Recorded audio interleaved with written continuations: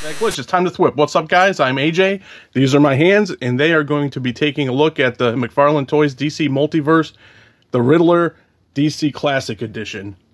Here we have Riddler in the standard McFarlane DC Multiverse packaging with the big window, with the Riddler, his cane accessory, McFarlane base, card in the back, and the promotional images and shots of this figure. I didn't realize that he comes with all these extra hands, so I'm really happy and surprised to have seen those when this came in the mail. So pretty cool. On the side you get the Riddler DC Classics, some comic artwork of the Riddler, mumbo jumbo on the back, and as some of you may know, the Riddler is my favorite Batman villain, so I am super excited to be popping him open and taking a look at him. And here's Mr. Enigma, or Mr. Nash, out of the box with all of his accessories. Of course, real quick, get the DC Multiverse base. You do get the trading card with some comic art that matches the back of the box with the bio. And as we saw in the box, you get his cane, which is just cast in like a gold plastic. I do wish it had like the question mark was purple, or maybe the handle just to break it up, give it a little color. But it's fine as it is, I guess.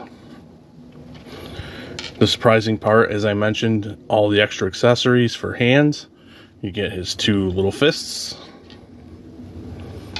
You get, what do we got? We got a splayed out hand for the other side of the, you know, to make a set of the splayed out hand that he comes with in the packaging. And another trigger finger hand, which you can use to hold the cane to match that one. Or the opposite of that one, of course, obviously. You get a pointer hand, and weird, a thumbs up. So, taking a closer look at Riddler himself, as you can see, he is in his classic one-piece costume with the question marks all around. These aren't sculpted, they're just painted on, but they are painted on very nicely, nice and clean.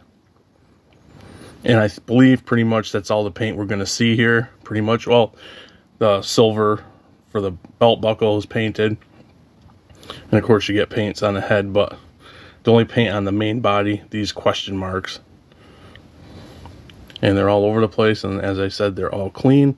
I did notice on the camera, the joints, the hinges I should say, for the knees are a slightly different color than the plastic, green plastic for the rest of the figure's legs. And you can see that there in the knee itself and the pins. Taking a look at his head. Nice and clean again with a nice purple mask. You get some blue dry brush in there to give it that classic comic look. I will say that part of me, even though I think this head sculpt is fine, he does have like a cocky smirk, which is appropriate to the Riddler. But part of me, well, actually, I do wish he kind of had the widow's peak hair. He does, well, I guess he does a little bit on the figure, but more of a receding hairline, I guess you would say, like in the comic art. That would have been cool. But this is fine as well. Ugh, almost knocked him off the desk. But yeah, some people I know were saying, you know, he's too jacked, but he has looked jacked in the past. In the olden days, he went from slender to jacked, just depending on who drew him and the era. But yeah, I think he came out pretty cool. I will also say that it surprised me when I was checking out his articulation, that these cuffs are a separate piece and they're kind of wobbly. And I don't recall seeing separate pieces for cuffs to the gloves or the edge of the cuffs from McFarlane.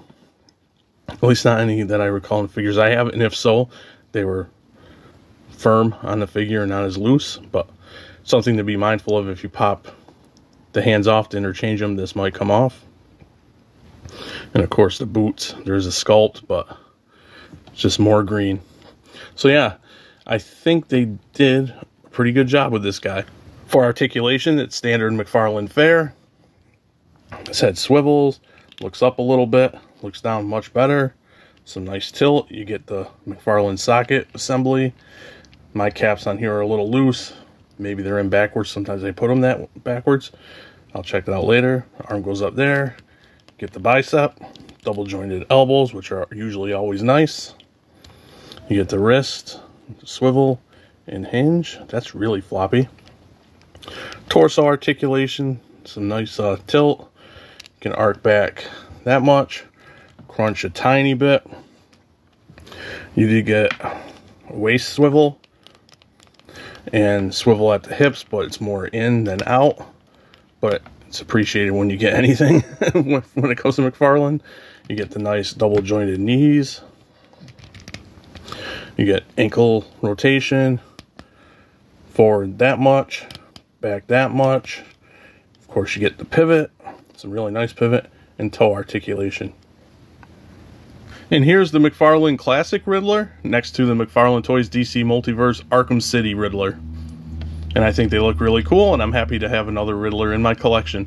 Now, crossing my fingers that we get a Hush Riddler to go with Hush Batman and a Hush. And for some more old school vibes, here's Classic Riddler with Nightfall Batman and Nightfall Catwoman. I do gotta say, I wish he was a little bit shorter. I mean, he's about even with Batman, and I think Riddler should be a little bit shorter than Batman at least. But we all know McFarlane's scaling is all over the place. So bottom line for me is I'm happy to add another Riddler into my collection. He pretty much nails the classic vibe, or one style of the classic vibe of the Riddler. For this edition, yes, I would have preferred the receding hairline more with the Widow's Peak, but he's looked like this in the comics as well, and he's looked as jacked as he does in the comics as well. Not the be-all, end-all classic Riddler, but a more classic Riddler, and it will do me nicely. And of course, if they were to make an even more classic Riddler, I'd be more than happy to pick that one up too. I did notice, I will say, I did notice that his hips do go out, turn out more than I thought. I must have freed him up when I was messing around with him, so that even makes the figure more enjoyable to me. The only gripes I have, really, and they're not really gripes, more like small nitpicks, is I wish there was a little paint on his cane. Maybe the question mark a different color, a purple, or something like that. Not green. I'd say purple. Or just another color to break that up. For the lack of paint, besides the nicely painted in question marks, that paint doesn't bother me, having no paint, other paint, because it adds to his classic feel, in my opinion. The other small nitpick I have are the looseness of his, the cuffs here that are supposed to be the extensions of his gloves. Just be careful if you take out his hands out, they could come off. But also, when I was messing around, they are so loose that they tend to get out of position. Not a huge deal, just be mindful of it and rotate them back into position. They don't just flop around like this, but while I was posing around, they did flop a little bit. But that's a very small nitpick. So yeah, I am very happy with this classic Riddler. And that'll about wrap things up for me. I hope you enjoyed the video. And if you do, please drop me a comment down below. Let me know how I'm doing. Let me know how you think about this DC Classic Riddler from Mcfarlane Toys. And I will catch you guys later here on the Thwip side.